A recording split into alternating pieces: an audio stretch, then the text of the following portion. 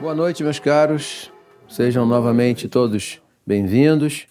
Vamos então dar continuidade ao nosso tema relacionado ao Catecismo de São Pio X, né? É interessante nós ressaltarmos sempre esse tema no início da aula, porque o estudo que nós aqui vamos apresentar, ele está relacionado ao Catecismo de São Pio X, né? O Catecismo de Perguntas e Respostas das Verdades de Fé, de forma mais clara e objetiva possível, né? Muito bem.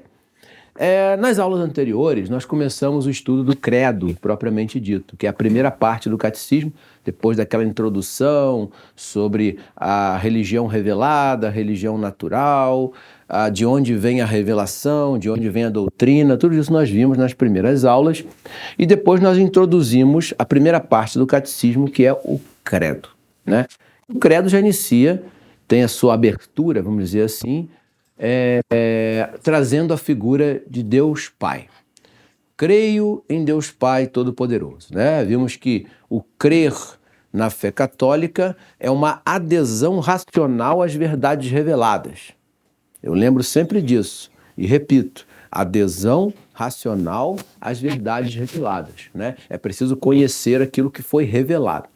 Então, nessa revelação, nós aprendemos já que nós cremos em Deus Pai Todo-Poderoso. Nessa expressão, nós, na última aula, vimos aquelas categorias de Deus, né?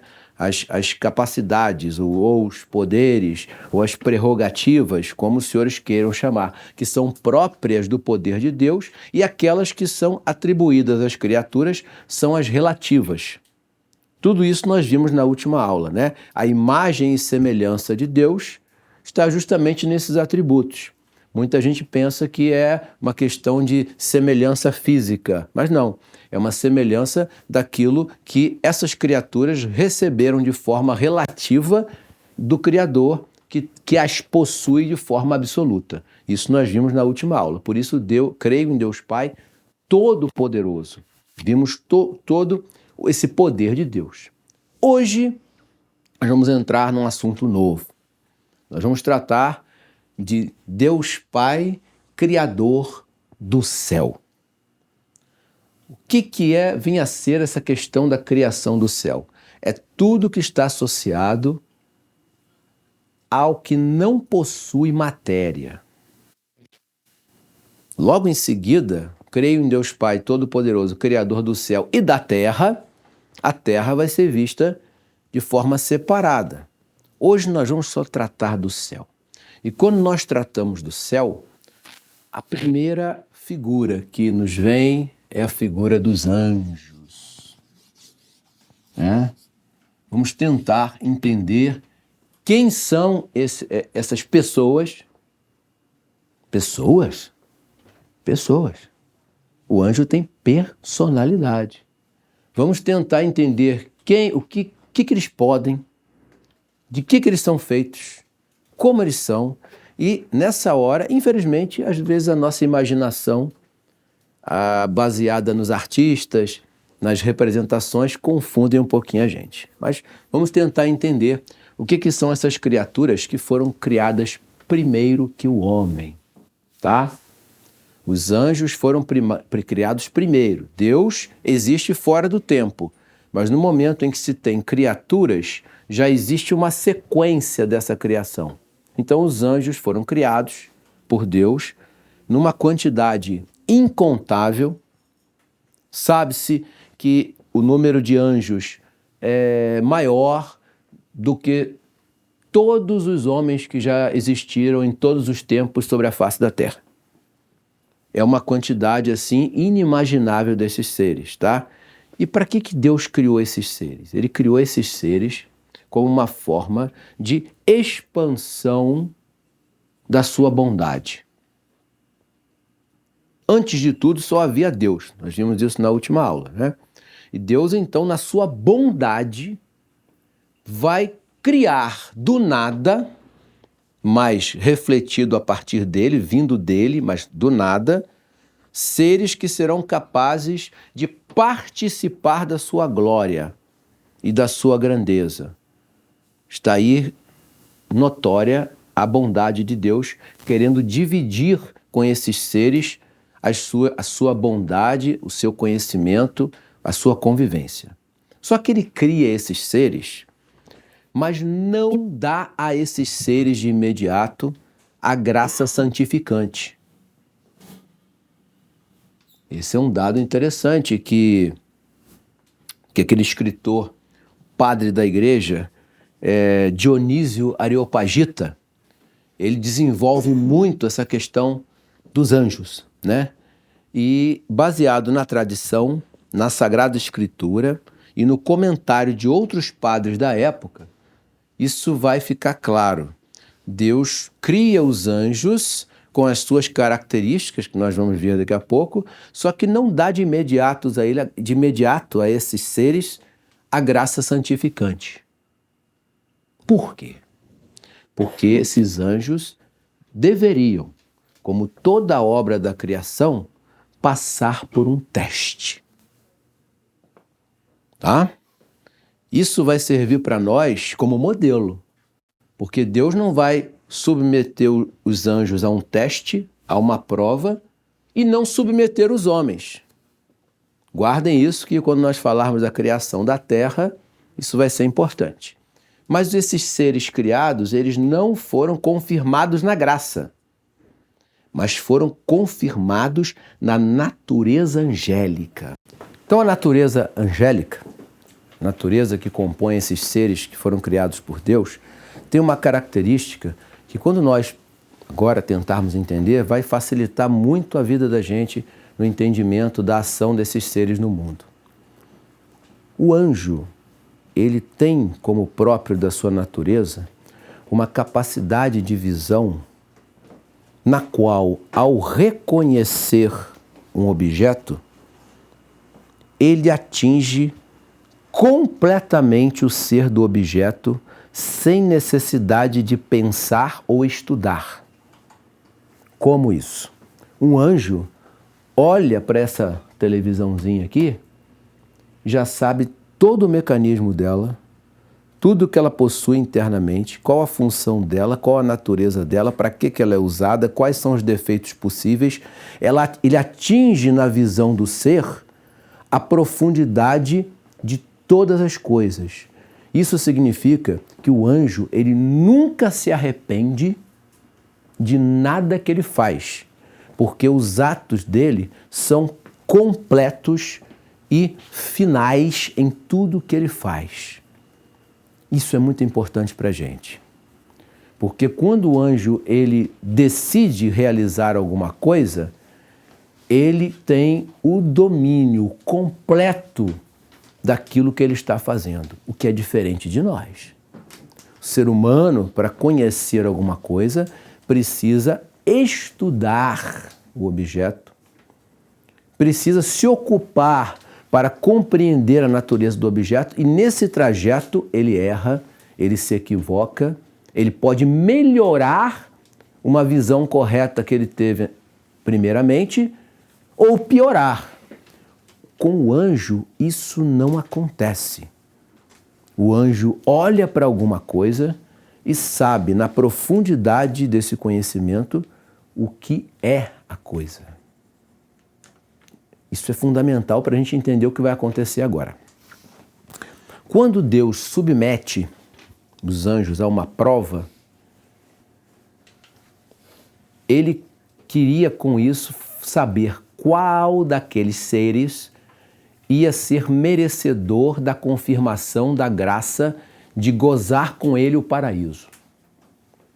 Eles não tinham ainda a graça para estar no paraíso. Só tinham as suas naturezas próprias, tá? Esses anjos, então, foram submetidos a uma prova. A pergunta é, qual foi a prova? Se nós vasculharmos todos os padres da igreja, todos os pensadores da antiguidade, a maioria deles se inclina por uma prova relacionada com a encarnação do Verbo. O que isso significa? Alguns teólogos entendem que a prova que os anjos foram submetidos foi a seguinte: Deus pretendia criar o homem. O homem é um ser de natureza inferior aos anjos. Os anjos têm uma natureza bem mais elevada do que a nossa. Até por essa característica aí, você vê que eles têm uma capacidade absurda em relação a nós, né? Deus teria mostrado que no futuro esses anjos iriam ter que adorar a natureza humana. E eu acho que os senhores já imaginam como, né? A encarnação. Quando isso foi posto, conta a tradição católica que o mais maravilhoso dos seres já criado por Deus, Lúcifer, foi o mais lindo, mais poderoso, inimaginável ser de beleza, grandeza, inteligência que Deus criou. Nada tão belo e tão maravilhoso quanto Lúcifer foi criado por Deus. Ele era um serafim. Mais alta dignidade dos anjos, que daqui a pouco nós vamos ver também, diretamente ligado a Deus, e estaria entre os anjos que ocupariam os lugares em torno do trono de Deus, como diz a Sagrada Escritura, tá? Esse anjo de poder inimaginável, beleza, grandeza inimaginável, seria aquele que primeiro não teria suportado essa prova, alegando que, por uma natureza tão elevada, ter que adorar algo tão baixo como um homem, como um ser humano, ele imediatamente, a visão do anjo, viu o que era e imediatamente escolheu estar do lado contrário disso. Essa escolha de Lúcifer não tem como, por natureza divina, voltar atrás. Quando ele escolhe essa posição, ele escolhe para a eternidade, para sempre. E a natureza do anjo impede que ele se arrependa disso. A escolha é perfeita. Ele, quando escolhe, e pela posição que ele exercia nesse mundo espiritual, ele leva com ele, como fala a Escritura, 1/3 dessas criaturas do céu. São os demônios. E curioso é que os anjos, na sua maioria, aceitaram a prova e, no meio de um arcanjo, que fica aqui, ó, se levanta São Miguel. São Miguel, por natureza, era inferior a Lúcifer em várias coisas. Tanto na sua corte, como na sua própria estrutura pessoal. Mas a força de São Miguel, unida à graça de Deus, ele ficou mais poderoso que Lúcifer, por causa da graça de Deus. Então, um único anjo é mais poderoso que todos os demônios, não por causa da sua natureza, mas por causa da graça que Deus confere aos anjos bons, os anjos que passaram na prova. Uma vez feito isso, senhores, nenhum anjo mais volta atrás. Os bons não têm como ir para o mal, vamos dizer assim, e os anjos maus jamais se arrependerão do que fizeram e passarão a eternidade tentando nos destruir. Tá? O demônio só vive para isso. É destruir o homem. E como é destruir o homem? Levá-lo para a perdição eterna. Eles vão fazer isso em ódio a Deus. O demônio sempre vai odiar. Ele pode até respeitar Deus, mas jamais vai amá-lo. É o ódio, tá? É o sentimento que vai nutrir para sempre esses seres, e eles vão usar todas as características da natureza deles para realizar tudo ao contrário da obra que pretende Deus para a salvação dos homens. Essa prova, eles caíram por orgulho. Foi o orgulho de Lúcifer, né? O orgulho de não aceitar. Ele viu que aquele homem seria Deus. E para ele foi insuportável ter que adorar uma natureza mais baixa do que a dele. Isso, a maioria dos teólogos que trataram desse tema chegaram a essa conclusão. Há algumas explicações um pouco diferentes dessa, mas essa é a predominante, tá? A igreja, é claro, ela não propõe isso como dogma, tá? Você pode achar que foi um pouco diferente disso, mas pelo testemunho dos padres da igreja, nós podemos muito certamente entender que deve ter sido exatamente isso, tá? Vasculhando a Escritura, vamos encontrar algumas pistas disso, tá bom? Ora, e esses anjos que tinham essa visão, essa capacidade de ir até o fim das coisas sem se arrepender e sem voltar atrás, esses seres, eles são puro espírito. Como tudo que é a criação do céu, é espiritual.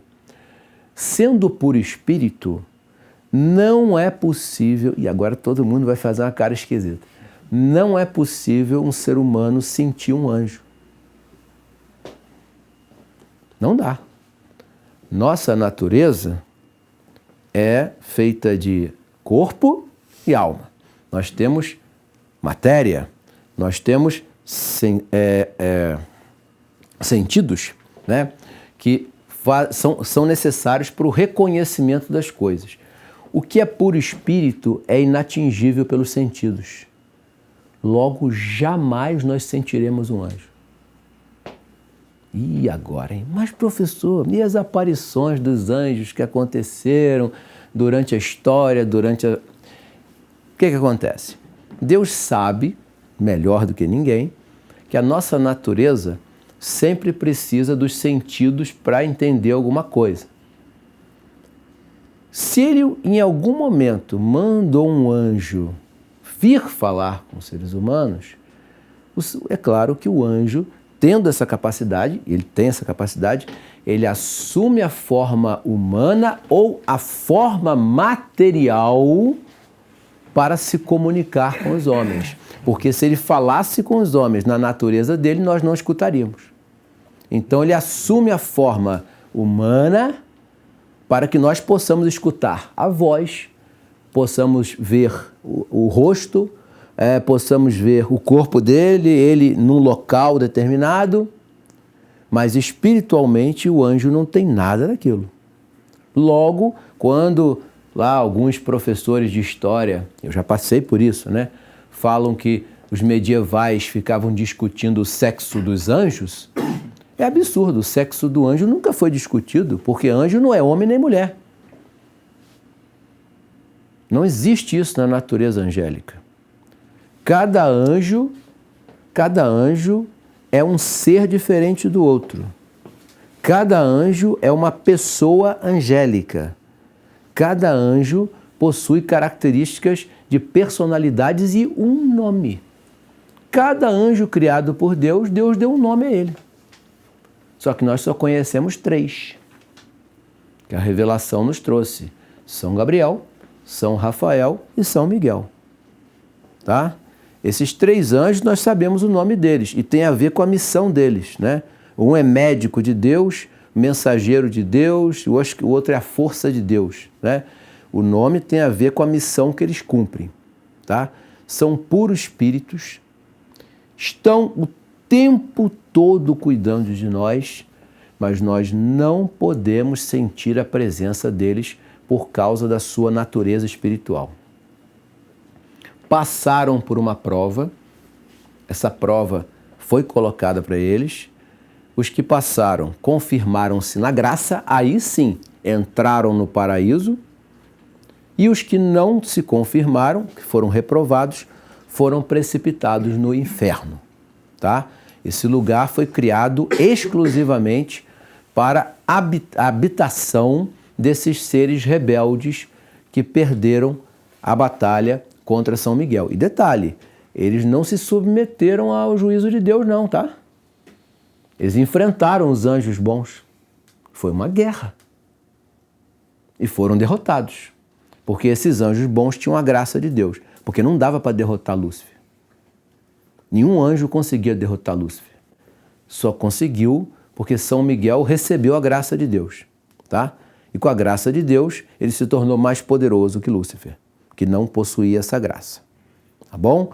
Essa é a posição oficial da Igreja por uma questão de unanimidade da palavra dos padres da Igreja. Os padres da Igreja são os primeiros grandes escritores e pensadores da Igreja que foram trazendo a iluminação para o entendimento da revelação. São chamados padres da Igreja, tá? Então, de acordo com eles, foi exatamente isso que aconteceu. E isso faz parte da revelação, ok? Pois bem, vamos então tentar entender esses anjos um pouquinho melhor, né? Pois bem, esse dom que o anjo tem de ver as coisas como elas são é como se fosse um dom de ciência das coisas, né? Esses seres foram criados para que cada um deles fizesse um tipo de missão diferente, amando de Deus. Nesse conjunto de anjos, nós temos os anjos dos países, nós temos os anjos das instituições, nós temos os anjos dos fenômenos da natureza, nós temos os anjos das pessoas, o anjo da guarda, né? Nós temos os anjos das igrejas, nós temos os anjos dos continentes, nós temos os anjos dos planetas, nós temos os anjos dos astros, nós temos os anjos das estrelas. Todos eles são responsáveis por uma função que normalmente está relacionada à manutenção da ordem estabelecida pelo Criador. Deus criou uma ordem no universo e usa os anjos como uma espécie de... Como é que se dá uma pessoa? Como é o nome que se dá uma pessoa que conserva alguma coisa? É o... Curador? Não, não é o curador. Por exemplo, um indivíduo que mantém a eletricidade lá sempre funcionando. É um zelador. Um zelador. Isso aí. Muito bem. Um zelador. Um zelador dessas coisas. O anjo tem toda essa capacidade. Agora vamos entender melhor. Ele vê isso aqui, sabe o que é. Ele olha para uma pessoa, ele sabe o que é. Ele não obriga. Ele não manda. Ele inspira você a realizar uma coisa. O demônio é a mesma coisa, só que ele faz o contrário. Ele também vê o seu defeito e, por dedução, ele propõe a você a realização mais perfeita do pecado. Cada vez mais profundo, cada vez maior, cada vez mais vezes. Mas ele não consegue ler o que está passando na nossa cabeça. Isso é importante a gente saber. Os anjos eles não têm poder de nos impedir de fazer as coisas. Eles só são capazes de dar a nós uma espécie de iluminação do que nós devemos fazer ou não fazer. Eles não controlam a gente, tá? Eles nos protegem, mas não nos controlam. Isso é importante a gente saber, tá? Até para saber que tipo de relação nós temos que ter com o anjo da guarda, tá? Então, e até onde pode ir o nosso medo do demônio? Nós vamos ver isso mais para frente, tá? Porque, na verdade, ele não consegue ler consciências. Ele não consegue nem saber o que você pretende fazer, mas ele deduz. E a dedução dele é poderosa, ele normalmente acerta, tá? Mas ele não tem certeza daquilo que está passando na nossa cabeça. Por isso que quando um indivíduo toma uma atitude virtuosa na vida, os demônios o atacam com mais violência. Por quê? Porque, por que ele tomou esse caminho? Ele não costuma tomar esse caminho. Você está entendendo? Mas ele não sabia que você ia fazer aquilo. Tá bom? Então, os anjos conseguem ver a natureza das coisas, mas não conseguem ler o que nós temos aqui dentro da nossa cabeça. Isso só Deus é capaz de fazer. Todos esses dons que os anjos têm, os demônios também têm, né? Só que eles usam isso para destruir a obra pretendida por Deus, tá bom? Os anjos são criaturas livres e inteligentes. Só que a liberdade deles é direcionada naquilo que eles escolheram. Eles escolheram o bem, serão para sempre bons.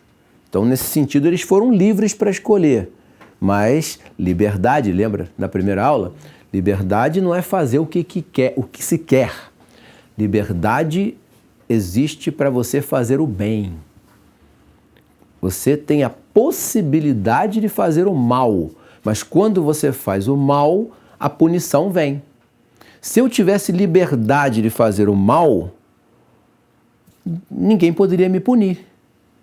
Eu não sou livre para fazer o mal, eu sou livre para fazer o que é bom. Mas posso fazer o mal. E ao fazer o mal, eu tenho o castigo adequado ao mal que eu realizei. Então o anjo escolheu o bem uma única vez e os demônios escolheram o mal uma única vez. E assim vai ser até a eternidade, por toda a eternidade. Tá bom? Então, eles também são capazes de, na nossa mente, eles não entram, mas são capazes de manipular a matéria. O anjo tem esse poder. Eles podem manipular a matéria. Como assim? Vou contar um caso real que aconteceu num mosteiro. Não vou dizer o nome do padre, tá? Porque realmente não importa. Tinha um padre, um monge dentro do mosteiro que ele era diabético.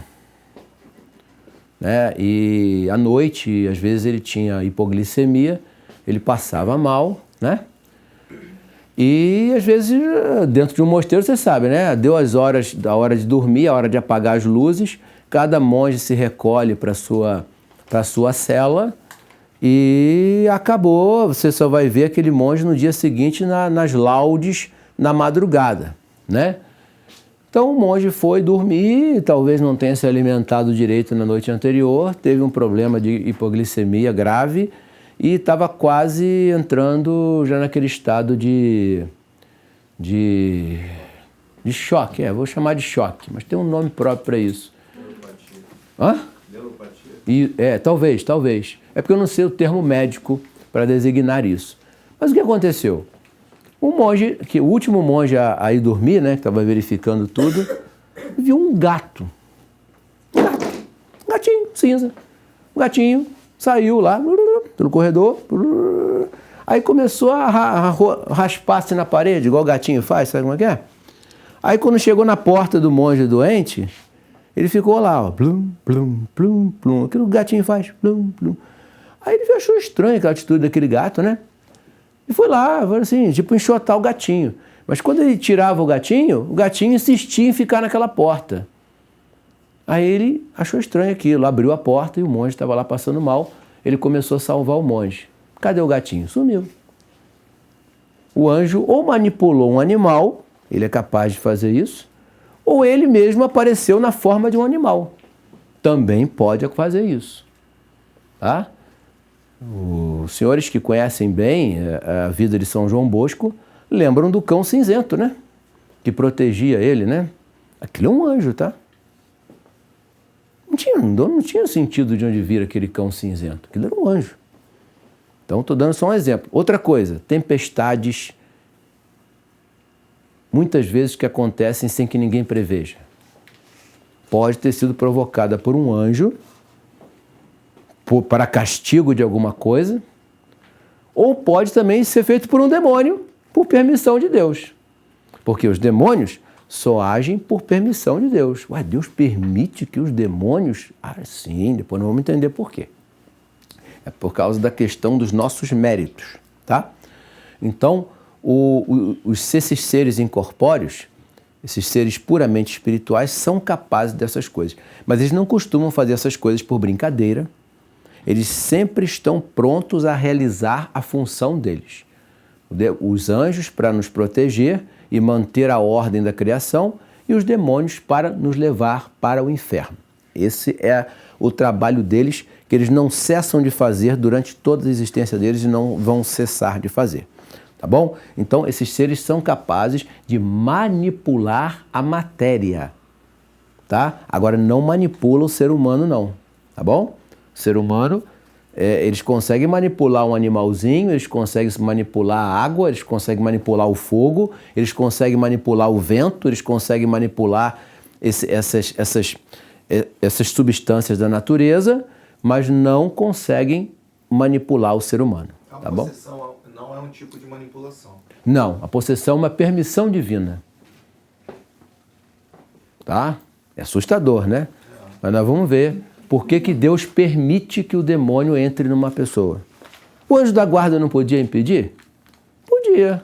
Por que não impediu? Nós vamos ver por quê, tá? Vamos tentar entender essa questão da possessão. Para que Deus permite a possessão? Da mesma forma que permitiu a desgraça de Jó. Mas nós vamos ver isso mais adiante, tá? Então, você tem alguma coisa a ver com os corpos incorruptos? Não, os corpos incorruptos são sinais de Deus para o mundo de que aquela pessoa viveu uma vida virtuosa. Entendeu? Porque o natural é você apodrecer mesmo.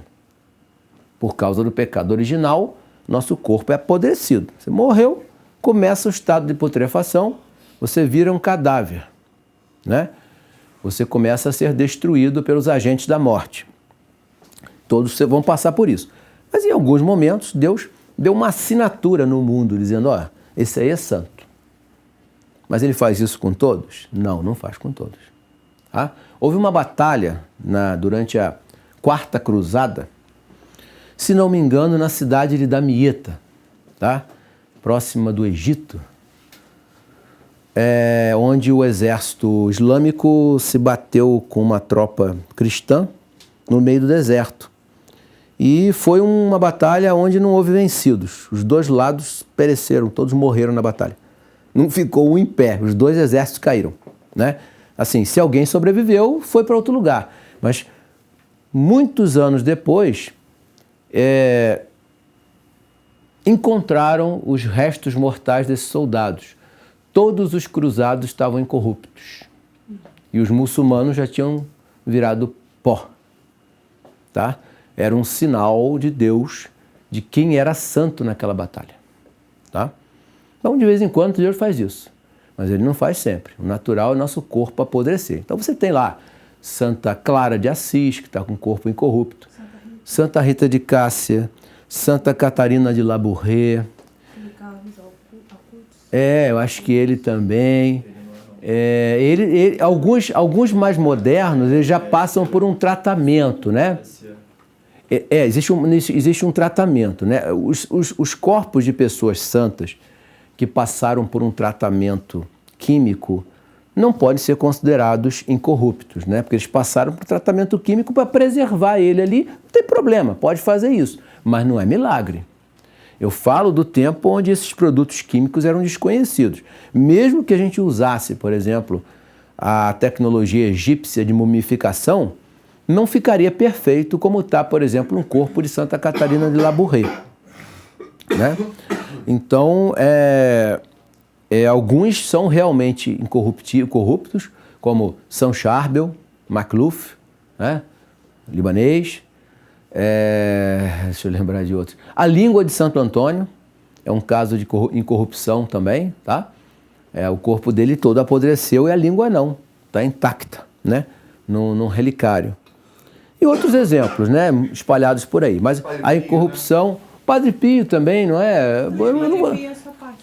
Eu não vou saber de todos os exemplos agora, né? É impossível. Mas essas coisas não acontecem sempre. Isso é só um sinal de Deus, olha, aquela pessoa ali foi santa. Tá bom? Ok? Vamos continuar então. Pois muito bem. As cortes celestiais. Vamos lá. A primeira delas, né? A corte celestial, ela tem a ver com a dignidade da natureza angélica no céu. Nós já botamos os arcanjos aqui. Abaixo dos arcanjos nós temos os anjos. Ué, mas não é todo mundo anjo? É, todo mundo anjo, porque anjo é uma palavra que significa mensageiro, tá? Mas você tem anjos, arcanjos e principados. É a terceira corte. Os principados. Tem diferença? Tem. Vamos supor, se a gente fosse capaz de ver, nós não podemos ver, tá? Mas se nós fôssemos capazes de ver um anjo, perceberíamos que ele tem características diferentes de um arcanjo e de um principado. São naturezas diferentes. A segunda corte é formada pelas virtudes tá? Potestades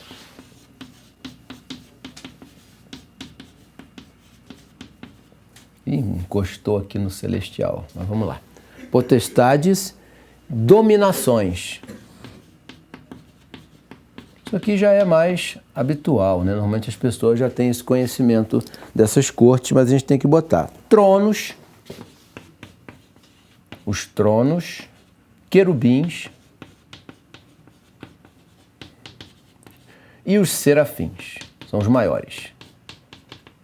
Esses aqui estão do lado do trono de Deus. São os anjos mais perfeitos e mais poderosos de todos, tá?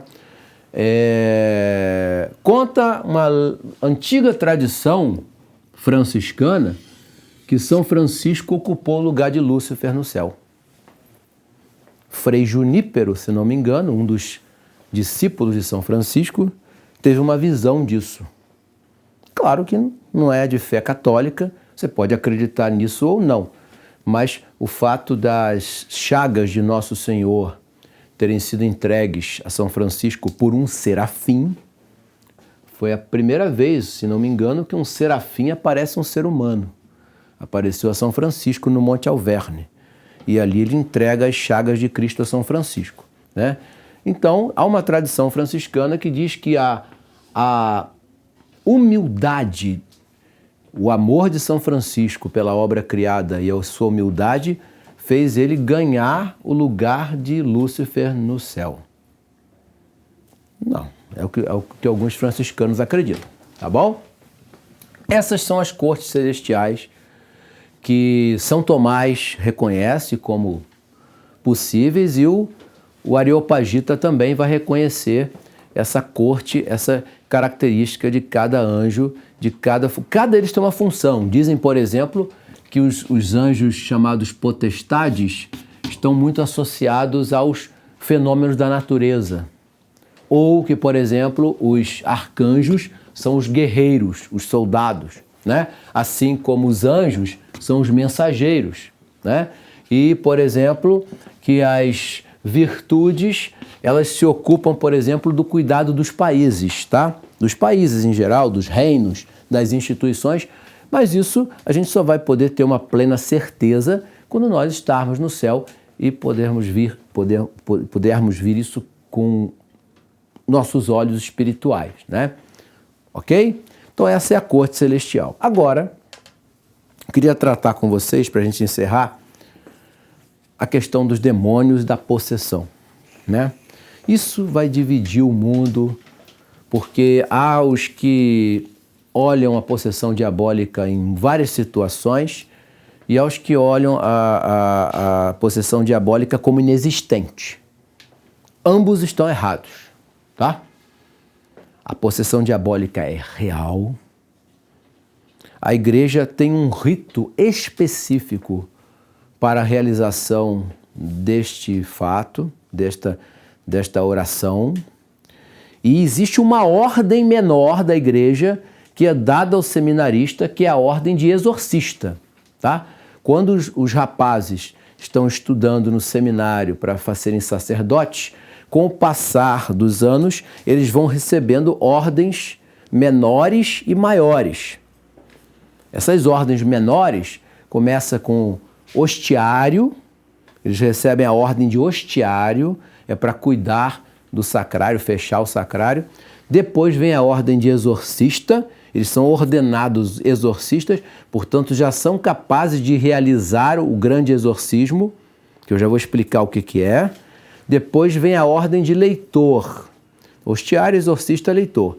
São as ordens menores. As ordens maiores são subdiaconato, diaconato, ordenação e a sagração episcopal, tá? Então, todo mundo que passa pela vida sacerdotal recebe essas ordens. A ordem de exorcista é recebida ali. Na antiguidade, a igreja não reunia isso tudo numa só pessoa. Haviam os exorcistas, os hostiários, os leitores, os subdiáconos, os diáconos e os padres, chamados presbíteros, né? Mas depois das mudanças estruturais do Concílio de Trento, isso tudo ficou fixado no seminarista que vai ser padre. O padre recebe todas essas ordens, tá bom? Então ele já sai do seminário capaz de realizar exorcismos. Só aí a igreja já está dizendo, existe exorcismo, existe possessão. Só nisso, a dúvida de que se isso é real ou não já cairia por terra. Porque a igreja não vai ordenar um exorcista para nada, né? Não, se tem um exorcista, é porque existe o exorcismo. Então, a possessão. Por que acontece a possessão? A possessão só acontece porque Deus permite, com esse fato estranho e assustador, que um bem maior venha para aqueles que presenciam isso e também para aquele que muitas vezes sofre aquilo. O indivíduo que é possesso, ele não é responsável pelos seus atos. Então, se ele blasfemar, se ele matar, se ele xingar, se ele cometer qualquer ato desse, ele não vai ser responsável por isso, porque não é ele que está fazendo. Não vai ser responsável perante Deus, que eu estou falando, tá? Não vai ser pecado, tá? E os que participam disso, normalmente se edificam e se convertem. Por isso que Deus permite isso. Então, Deus pode permitir, por exemplo, que uma alma santa seja tomada pelo demônio? Pode. Pode. Tá? Infelizmente, senhores, Hollywood e as produtoras de cinema internacional fizeram uma ideia completamente errada do exorcismo para nós. Transformaram tudo em filme, quase que virou uma aventura de filme de terror e coisas desse tipo, né? Então a gente foi criando um imaginário disso. Mas, na verdade, como é que acontece isso? Quando alguém começa a manifestar sinais de possessão, a igreja ela trabalha dentro de três fases dessa possessão. Seria a infestação, a obsessão e a possessão, obsessão e possessão propriamente dita. Tá? A primeira fase, chamada de infestação, alguns teólogos nem reconhecem, mas outros sim, dizendo que é o momento em que coisas estranhas começam a acontecer. Mas não dá para determinar ainda se é ação do demônio ou não. Quando vem a obsessão, é o momento em que a pessoa, ainda consciente, começa a realizar coisas bizarras, estranhas, impossíveis e inimagináveis. Mas ela está consciente ainda, tá? E a possessão se dá quando a pessoa é completamente tomada pelo demônio que invadiu o corpo dela. Nesse momento, a igreja vai ter que enviar alguém para investigar se é realmente uma possessão verdadeira, um processo longo, difícil. Cada diocese ela é obrigada a ter pelo menos um exorcista, ou nem obrigado mas se precisar, vai ter que nomear um exorcista. Então ele vai apurar os fatos, estudar o caso profundamente, chegando à conclusão que é realmente uma possessão, ele vai levar o processo para o bispo autorizar. Uma vez o bispo autorizou, ele então irá até o local para realizar o rito chamado de o grande exorcismo. É um rito prescrito pela igreja, enorme, pesado, difícil, aonde o exorcista vai começar o trabalho de tentar expulsar o demônio do corpo da pessoa. Esse exorcismo, senhores, pode durar 10 minutos ou 10 anos. Vou contar um caso real acontecido, só não vou dizer o nome do padre, tá? Eu não gosto de falar o nome de ninguém assim, porque é complicado, né? Esse padre, ele estava visitando uma paróquia na França e lá o clero estava realizando um exorcismo num indivíduo. Eu não sei se vocês lembram de um antigo piloto de Fórmula 1 chamado Alain Prost. Uhum. Vocês lembram dele, não lembram do Alain Prost? Pois é, o Alain Prost ele tinha um mecânico que trabalhava na equipe dele que começou assim, em alguns momentos do dia, a apresentar sinais de possessão. Só que não era o tempo todo, não. Era num momento determinado. Dava tal hora, o indivíduo era tomado pelo demônio. Foi feita a investigação, foi feita a apuração, foi nomeado um exorcista, foi nomeado auxiliares do exorcista e eles começaram a fazer o trabalho de expulsão do demônio.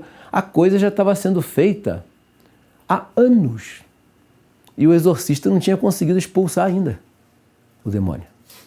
E então esse padre que estava lá foi convidado a assistir o exorcismo, né? Foi lá e a coisa é assim, é estranha mesmo, porque os exorcistas marcavam a hora com ele. Tal hora o senhor vem para cá, a gente vai começar o rito. E quando começava o rito, a possessão que estava nele se manifestava, né? E aquilo estava sendo repetido por vários momentos. No dia que esse padre é brasileiro, tá? Ele chegou lá, os exorcistas já estavam na fase de querer expulsar na marra mesmo, mas na marra da oração, né? E o demônio viu que tinha alguém que falava a língua portuguesa ali, né? E quis brincar com os exorcistas, né? Os exorcistas mandavam ele sair do corpo do indivíduo, aí o possesso respondia, nunca! Só que nunca é agora em latim. Não é? Os exorcistas estavam entendendo nunca. Aí eles repetiam, nunca, que ou seja, agora. Mas ele não estava falando nunca, ele estava falando nunca, em português. Aí o padre entendeu, olha só, ele não está falando latim, ele está falando português. Foi aí que os exorcistas entenderam o que estava acontecendo. Esse padre voltou para casa e não soube mais notícia do que aconteceu com esse homem possesso. Mas o processo de retirada do demônio dele continuou depois, tá? Então, esses casos foram reais, e há muitos casos reais. Mas esses muitos casos reais, se comparados à quantidade de seres humanos, não é tanto assim. Isso acontece com uma certa frequência, mas não com tanta frequência como algumas pessoas imaginam, né? Então, o grande exorcismo é autorizado pela igreja, mas tem que ser feito com toda a prudência, com todo o cuidado, porque, de fato, no passado, não se tinham muitos conhecimentos que hoje nós temos no campo da psiquiatria, no campo da psicologia, e isso tem que ser levado em conta, tá? Eu não posso simplesmente... No passado, como não se conhecia essas coisas, muita demência, por exemplo, era atribuída à coisa do demônio. Hoje se sabe que não, que algumas coisas são problemas mentais mesmo. Então não vai ter grande exorcismo, mas nem tudo é problema mental. Existem os casos reais de exorcismos comprovados no mundo inteiro. É só procurar os processos da igreja, vocês vão ver vários exorcismos sendo aprovados, realizados e bem-sucedidos, tá? Bem-sucedidos. Mesmo que o possesso venha a morrer numa sessão dessa, ele não vai para o inferno, porque ele não fazia nada daquilo por vontade própria, tá? E normalmente onde isso acontece, quem está em volta se converte. É por isso que Deus permite. Às vezes, Deus permite essas coisas assim meio macabras do demônio para converter as almas. Vou contar um outro caso para vocês que não tem a ver com exorcismo, mas tem a ver com demônio, tá? Esse caso que eu vou falar com vocês foi de um pintor que... Vocês sabem que Paris é uma cidade cheia de artistas, né? Então eles ficam lá nas margens do rio Sena, pintando aquelas catedrais, aqueles palácios, castelos, casas, né? Praças, né? E ele era um pintor e se dizia ateu, né? Sabe, eu duvido que existam ateus, sabe? Para mim, o ateu é alguém que substituiu Deus por uma outra forma de Deus. Ser completamente ateu eu acho meio difícil. Mas tudo bem. A pessoa diz que é ateu, tudo bem. Ele se dizia ateu, né? Acreditava em absolutamente nada. E por não acreditar em absolutamente nada, achava curiosa todas as religiões. gostava de visitar várias religiões, né, para saber como é que é, entender, sem acreditar em absolutamente nada. Um dia, então, ele foi convidado para uma missa negra. Vocês sabem o que é a missa negra, né? É a missa satânica. É uma missa criada por uma suposta igreja satânica que tem organização na Europa, tal. A gente não precisa falar disso, mas é só para saber que existe essa coisa de missa negra, que é uma profanação da missa, usando situações que são sempre blasfemas em relação a Deus, né? Ele então foi chamado a participar de uma missa dessa e foi com a curiosidade como quem vai visitar o templo budista, a sinagoga ou a mesquita. Ele foi. E ao chegar lá, ele viu, olhou e percebeu naquelas almas um ódio profundo a Deus. E olha que curioso, no meio daquela loucura, ele recebe uma graça. Ele diz assim: não é possível odiar tanto uma coisa que não existe. E se converte na missa negra. Olha só, ele sai de lá, procurar a igreja, confessar, procurar os sacramentos, porque ele entendeu que não se pode odiar tanto algo que é inexistente. Se algo é objeto de ódio, é porque a coisa existe realmente. Então Deus existe. Daí vem aquela expressão: se o demônio existe, Deus existe. Né? Então ele se converteu vendo isso. Então é por isso que Deus permite essas coisas.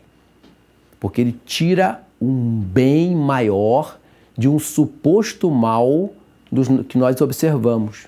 De todo mal que é permitido, Deus sempre tira um bem maior. Por isso que ele permite essas coisas. Tá? Então, demônio real, o exorcismo é oficial da Igreja Católica, existe o rito, o grande exorcismo até hoje feito. Os demônios têm essa capacidade de atuar na natureza, nas pessoas, mas com permissão divina, e não são capazes de nos forçar a pecar. Tá? O demônio não tem poder de te forçar a pecar, não.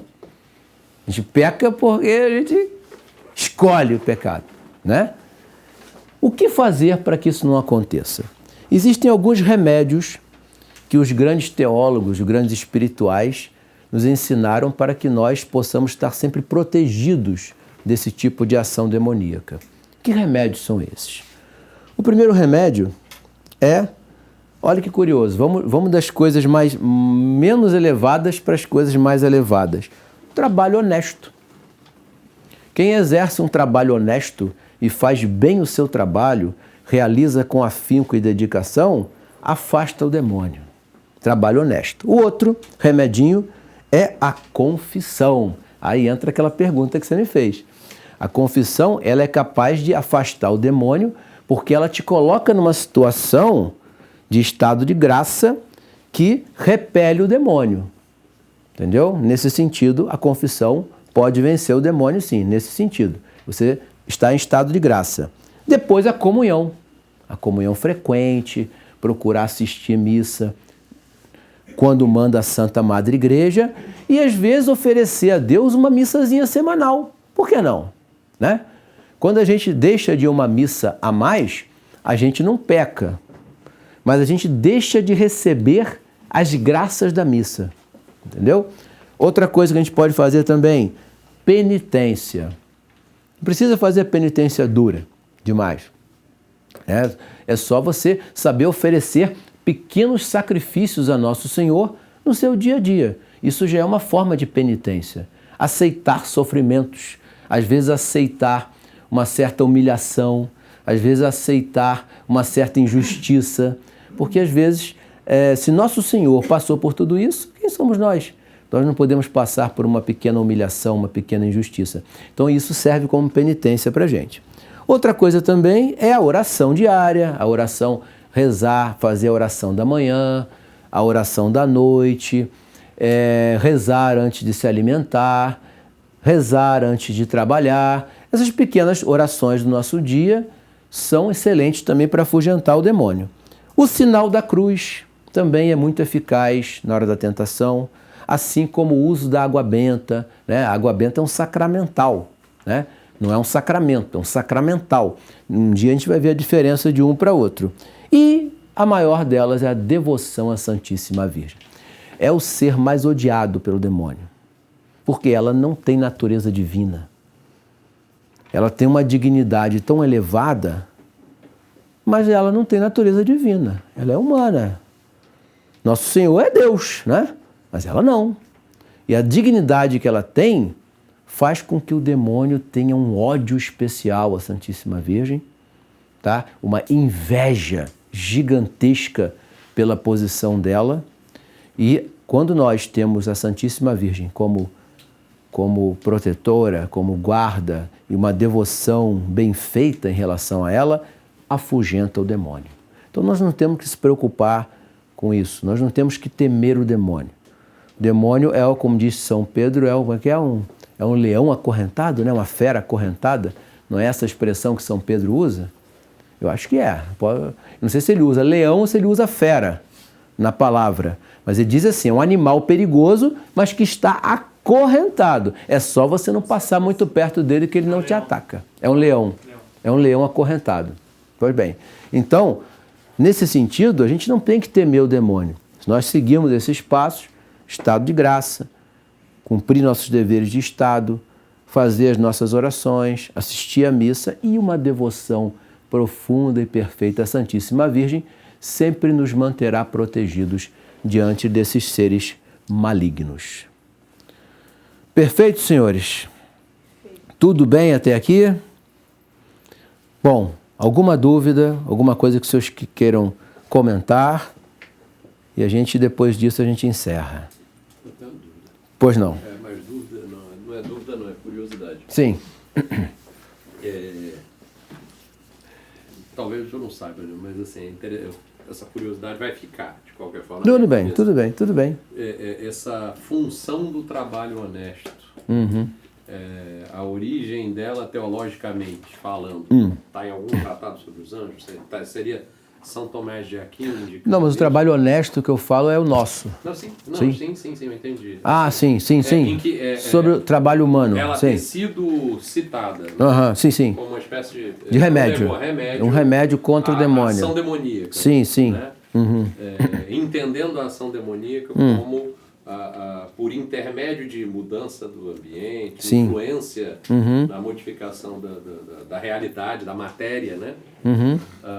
Favorecendo a nossa queda moral. Sim. Esse hábito do trabalho, o trabalho honesto como hábito, blinda para esse tipo de queda. É bem claro para mim em diversos sentidos como, né? Mas assim, é estranho que venha, né, numa situação extrema, né, de ataque demoníaco e não como uma exortação permanente, né? Entendi. A caminhada de justiça. Mas por que há uma associação com o que é permanente? Porque essa luta nossa para ir para o céu contra os inimigos da alma é a vida toda, não é? Não vai ter momento na vida que a gente vai estar tranquilo, assim, agora eu posso ficar à vontade, que eu não vou ter nenhuma tentação. Não vai ter. E o trabalho também é uma forma de penitência. Isso. Então... O trabalho, na verdade, é um castigo. Se nós não tivéssemos cometido o pecado original, não teríamos que trabalhar para nada. Teríamos tudo à nossa mão, tá? O trabalho é um castigo. Mas é um castigo que é o seguinte, é um castigo. Mas se você cumprir direitinho o seu castigo, você vai ganhar as benesses disso. Quais as benesses disso? O trabalho honesto, ele gera uma ordem no ser humano que vira como se fosse uma grande blindagem contra a tentação. A ociosidade, não tem um ditado antigo? A ociosidade é a oficina do demônio. Por que falavam isso? Porque quando você não está ocupado de alguma coisa honesta, um monte de besteira vem à sua cabeça para fazer, e aí a natureza humana, que é decaída, é tendente para o pecado, vai acabar fazendo, né? Pode falar. Essa semana na Liga Cristo Rei, Durante uma confissão, o padre estava conversando comigo e ele falou que no juízo final, dos critérios a serem utilizados seria o bom uso do tempo. Interessante. Ele falou que o bom uso do tempo. O bom uso do tempo. É, o bom uso do O tempo. trabalho honesto é o bom uso do tempo. Exatamente, questão de... O trabalho honesto, né? O frutos, trabalho, exatamente. Ele falou Você... que um dos critérios seria o bom uso do tempo. Porque existe a tentação para tudo, né? Você está trabalhando, fazendo muito bem o seu trabalho, daqui a pouco vem a tentação. Eu poderia fazer isso aqui, mas vai dar trabalho, vou fazer diferente, né? Você já vai dar uma escapadazinha ali, já vai fazer um negócio meia boca, né? É uma tentação, né? Então, você faz o trabalho direitinho, melhor que você puder, um trabalho honesto, isso afugenta a tentação, afugenta as ações do demônio, tá? Diga. Não, diga. Então, no Evangelho, né, tem uma passagem onde Pedro ele fala para Jesus Cristo ter misericórdia dele mesmo, ter piedade, tem piedade de si mesmo. E aí ele fala para Pedro, né, para trás de mim, Satanás. Ah, sim, eu lembrei agora, exatamente. Ele propõe a Nosso Senhor a não passar pela cruz. Sim. É muito mais grave o que São Pedro faz, né? Quando Nosso Senhor fala que o Filho do Homem vai ter que morrer, passar pela mão dos pecadores e sofrer a morte, o que São Pedro fala? Então, vamos embora daqui, vamos fugir daqui. São Pedro era assim, né? Chesterton, por exemplo, Chesterton falando, tá? Não sou eu. Chesterton dizia que São Pedro era um embusteiro, tá? Era um indivíduo que queria resolver as coisas na base da malandragem. Mas ele tenta isso. Nosso Senhor fala, vá de retro Satanás. Mas ele não está chamando São Pedro de Satanás. Ele está dizendo que aquelas palavras que saíram da boca de São Pedro foram inspiradas por Satanás. Porque é ele que não quer a redenção do homem. Okay? Eu sempre li essa passagem, sempre associei muitas assim, a ideias hoje que circulam na sociedade em si, Sim. como fossem ideias do maligno Sim. que faz pessoas se perderem, né? Exatamente. Que acaba entrando no uso comum da sociedade. Sim, né? sim. Nós Nós estamos numa sociedade pós-Revolução Francesa, né? Todos os códigos legais do mundo, você pegar as constituições do planeta inteiro, algumas exceções talvez no mundo islâmico, mas por motivos diferentes, você vai ter toda a estrutura da Revolução Francesa ali codificada. O mundo vive a ordem revolucionária na própria lei. A gente não tem muito como fazer. A gente tem que viver nesse mundo resguardando a nossa alma desses perigos, tá? Então, sob um aspecto de estrutura, quase tudo hoje trabalha pela perdição do homem. Mas você tem que também ter o bom senso, aliado à graça de Deus e aos seus esforços pessoais para não deixar que isso aconteça. Até porque um período onde as leis do Evangelho regeram a sociedade foram só os 1000 anos de Idade Média. Saindo dali, todas as épocas da humanidade foi dentro desse quadro paganizado e longe da vontade de Deus, né? Então, mas de qualquer forma, de fato, quando uma ideia que nos leva à perdição vem até nós, é uma ideia que foi certamente soprada pelo demônio na cabeça de algum pensador. Mas não que, às vezes, o pensador nem faz achando que está fazendo do demônio, não. Às vezes ele acha que está fazendo certo. Sim. Mas é a igreja que vai ser a juíza que vai dizer, olha, esse pensamento aqui está correto, esse pensamento aqui está errado. É por isso que a gente tem que confiar na igreja, porque o que a igreja condena, tudo que ligares na terra, ligado no céu. Tudo que desligares na terra, desligado no céu. Então, tudo que a igreja condena ou a igreja aprova tem que ser a nossa régua de medir as coisas, entendeu? E a gente fica seguro, porque a gente sabe que está no local correto. Esse pessoal de centro de vida, de macumba, aquilo é uma possessão? Olha, meu caro, eu particularmente acho que a maioria daqueles casos ali eu vou lembrar o nome exato. Ah, meu Deus. Transe coletivo, tá? Na época do presidente Getúlio Vargas, eu já vou entrar na aula de história, né? Melhor não. Mas olha só, na época do presidente Getúlio Vargas, ele proibiu os centros de Umbanda e Candomblé, né? Porque o pessoal lá se esfaqueava, fazia um monte de coisa assim, um negócio bizarro. Ele proibiu. Aí o que fizeram? Né? Eles deram um jeito de escamotear. Aí escreviam esses centros como centro espírita. Mas, na verdade, espírita é a doutrina de Allan Kardec. Não tem nada a ver com Umbanda e Candomblé, né? Bom, o fato é que, na maioria desses casos aí, você tem o transe coletivo. Agora, eu não duvido que o demônio possa inspirar certas coisas ali para provar para aquelas pessoas que aquela religião está correta. Afastar da igreja. Exatamente. Mas a maioria dos casos é transe.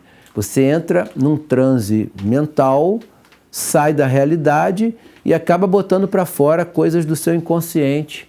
Aí nascem aqueles personagens meio caricatos, que o senhor já sabe quais são, né? Professor, Miga. um argumento que é muito utilizado para descredibilizar o cristianismo e as possessões, Sim. que é o seguinte, justamente o que o senhor falou na aula. O demônio, quando ele possui uma pessoa, a tendência é que essa pessoa que seja uma prova da existência de Deus, logo essa pessoa e todas as que experienciam a possessão se convertem. Então Sim. disse que o demônio estaria sendo, abre aspas, né, burro ou anti-estratégico em fazer uma possessão. E aí tem alguns místicos católicos também, tudo que vão dizer, por exemplo, que o demônio seria, na verdade, um ser também que ele é baixo, ele parasita o ser humano, porque ele vive num constante estado de necessidade de puxar essa energia do ser humano ou levar... Não sei se é um vício. Você consegue me explicar melhor isso? Sim. Bom, a primeira coisa que o senhor falou é o porquê do demônio fazer isso, que parece ser uma coisa assim meio burra, né? Não, sabe por que o demônio submete o ser humano a essas coisas degradantes da possessão? É porque ele quer mostrar para nós que nós somos nojentos. É o trabalho contrário de Deus. Ele sabe que em algum momento ele vai ser expulso daquele corpo. Ele sabe que ele não tem poder contra a igreja. Ele sabe que ele não pode vencer Deus. Mas ele entra naquela criatura por um ódio visceral e mostra: olha o que é essa criatura nojenta aqui. É esse monstro aqui que eu estou mostrando. O prazer deles é mostrar para o Criador o que é aquilo ali. E nessa hora vem a mãe, a igreja, e diz: sai daqui, desgraçado. Isso aqui não te pertence. A outra coisa que o senhor falou, a segunda parte, eu não diria que o demônio é um parasita. Ele está muito acima da gente. Nós é que somos uns coitadinhos perto dele. E isso gera nele essa ação porque ele quer ter o prazer de, por um momento, mostrar a pequenez e a desgraça da criação de Deus. Mas ele não precisa da gente, exatamente, é racional. Ele faz por um ódio visceral.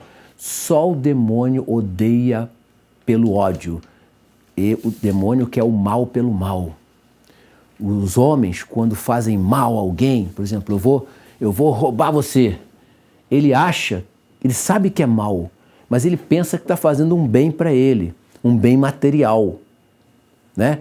O mal pelo mal, ele quer o mal essencial pelo mal, só o demônio faz. Então ele faz isso para demonstração do ódio. Em nenhum momento ele faz aquilo porque precisa do ser humano, mas de jeito nenhum. Se dependesse dele, o ser humano nem existia. Ele não quer o ser humano para nada. Agora, uma coisa ele quer do ser humano, a alma. Para provar a Deus, olha só, olha onde está a sua criatura aqui comigo. Entendeu? Então é esse ódio que move toda a ação demoníaca. E Deus permite para mostrar aos homens aonde está a autoridade dele na igreja. Porque é a igreja católica que tem autoridade para expulsar o demônio. Tá? Nenhum outro grupo consegue fazer isso não, hein, gente? Então passem do princípio que o resto é pantomima. Diga. Em relação àquela situação do mosteiro, do gato no mosteiro, né? Sim, sim. Sendo o gato um anjo, de verdade, que assumiu ali aquela... A forma de um felino. Manifestação física, né? Sim. Material. Sim, sim. Do ponto de vista, eu não sei se existe algum consenso, Sim. da constituição física do gato. Sim, sim. Aquilo ali é um gato real ou ele é uma Boa uma pergunta. coisa, virtualizada? Boa pergunta. É um gato real, que provavelmente o anjo moveu. Agora, É um ele gato que pode... já existia. Pode ser, já existia. Ou o anjo assumiu realmente uma forma de gato. Ele copiou a natureza felina. Por que ele copiou a natureza felina? Porque esses seres inferiores a eles, ele pode fazer uma imitação para atingir os nossos sentidos. Mas o gato existe? Poderia não existir, poderia existir ou não. É uma possibilidade. Não se sabe se aquele gatinho estava ali realmente caçando dentro do mosteiro à noite ou se foi um gato que nunca mais apareceu e apareceu só para aquele sentido, né? A manifestação é real. A manifestação é real. O monge viu que era um gato, viu o comportamento do gato, o gato agiu como gato, mas serviu de canal para comunicar uma graça, uma missão que aquele anjo tinha de não permitir que aquele monge morresse naquele dia, porque se ele não fosse socorrido, ele morreria durante a noite. No caso, né, fez o propósito, deu tudo certo. Deu tudo certo. E se aquele gato se não fosse um gato movido, né? O anjo ele tem então a capacidade de criar matéria? Não, criar não. Ele assume a forma da matéria, é uma metamorfose, ele não cria, né? A criação é exclusiva de Deus. Agora ele pode usar a matéria já criada, né? Esse sentido ele pode fazer, tá? Mais ou menos parecido com o que a gente faz, né? Se eu quero fazer um livro, eu uso papel, uso tinta, uso a caneta, Você tem coisas que já existem. Os elétrons, é tudo. Exatamente. Então, o anjo pode fazer isso. A matéria é energia condensada. Sim. Então, simplesmente, partindo desse princípio, ele transformou a energia em matéria. Sim, é possível. Esse conhecimento que nós humanos atingimos observando a ordem da natureza, o anjo já sabia antes da gente. Então a ciência nossa para ele é isso aí. Nós não, a gente tem que ficar ali estudando, melhorando, pesquisando, correndo atrás. O anjo já sabe onde vai dar tudo isso, né? Então ele pode utilizar isso de uma maneira muito melhor do que a nossa. Mas lembre-se, eles obedecem à ordem estabelecida pelo Criador. Se o Criador não quer que a inteligência humana atinja naquele momento determinado grau, o anjo não vai se meter nessa história. Entendeu? Ok? Então tá bom. Só uma coisa assim que tá bem alta, né? Recentemente, né? Com divulgações de OVNI, essas coisas de extraterrestre. Sim. É algo que tá ficando em alta, né? Seria isso uma normalização do demônio? Olha, essa questão dos OVNIs, São Tomás responde. Vixe, dá mais 80 minutos. Bom, é bom a gente... depois a gente conversa sobre esse assunto, tá? Há possibilidade de vidas... existe teologicamente a possibilidade de haver um mundo habitado fora da Terra? São Tomás vai falar. Mas eu não vou entrar nesse detalhe agora não, porque... Cadê? Diga. Como é? Vocal aos anjos. Ah. Eu acho que o que falta, a leitura que eu tenho, né, é de que a oração vocal aos anjos, ela auxilia muito mais a quem faz a oração do que aos anjos, claro. A despeito dos anjos não terem esse contato de sim, transparência a respeito eles da foram nossa dados alma. a nós, Sim. para nós. É um presente, é um amigo, é um irmão. Inclusive o catecismo diz que a gente tem que tratar os anjos como se eles fossem nossos irmãos. Sim. Conversar com eles. Pedir ajuda deles, como pede, ó, por favor, me ajuda, eu não estou conseguindo. Eles são muito próximos de nós, muito próximos. Mas por quê? Por causa da nossa natureza, a gente não consegue ver. Sim. Padre Pio via, né? Padre Pio viu o anjo da guarda dele. Alguns santos, outros também viam. Nós não, mas ele está ali com a gente o tempo todo. Ele não desiste da gente, tá? Quando a gente comete o pecado mortal, o anjo da guarda ele se afasta de nós, mas não nos abandona. Tá? Jamais. Eu vi um comparativo uma vez, quando eu estava estudando sobre anjo, muito tempo atrás, que se dizia que, uma forma de explicar a relação dos anjos com os seres humanos, dizia-se que os anjos estão para Deus, assim como os raios de sol estão para o sol. Pô, faz sentido. Ótimo, bom comparativo, excelente comparativo. Por quê? Deus é puro espírito, como nós vimos na aula anterior. Quando ele cria esse mundo espiritual, que é o céu, ele irradia características dele para esses seres criados. Daí eu posso comparar com o sol como alegoria. Muito bom. Expansão da bondade. Pois não. É herético você priorizar uma oração para os anjos do que uma oração diretamente para Deus? Não. É perigoso? Não, pelo contrário. Quando nós estudarmos a comunhão dos santos, que é uma parte do credo, a gente vai aprofundar nisso que o senhor falou. Pelo contrário, Deus, quando estabeleceu essa ordem, ele ama aqueles que participam dessa ordem. Né? Deus não se ofende, porque tudo vem dele e volta para ele. Então, se eu tenho uma devoção muito grande, por exemplo, a São João da Cruz, mesmo que eu só faça orações a São João da Cruz, eu só rezo para São João da Cruz, eu só faço a novena de São João da Cruz, aquilo tudo ali está indo para Deus pelos méritos dessa alma santa. Então isso não ofende em Deus absolutamente nada. Perfeito. Bom? Obrigado. Nada, eu que agradeço aos senhores. Vamos encerrar por hoje. Até amanhã. Muito obrigado, em nome do Pai, do Filho e do Espírito Santo. Amém.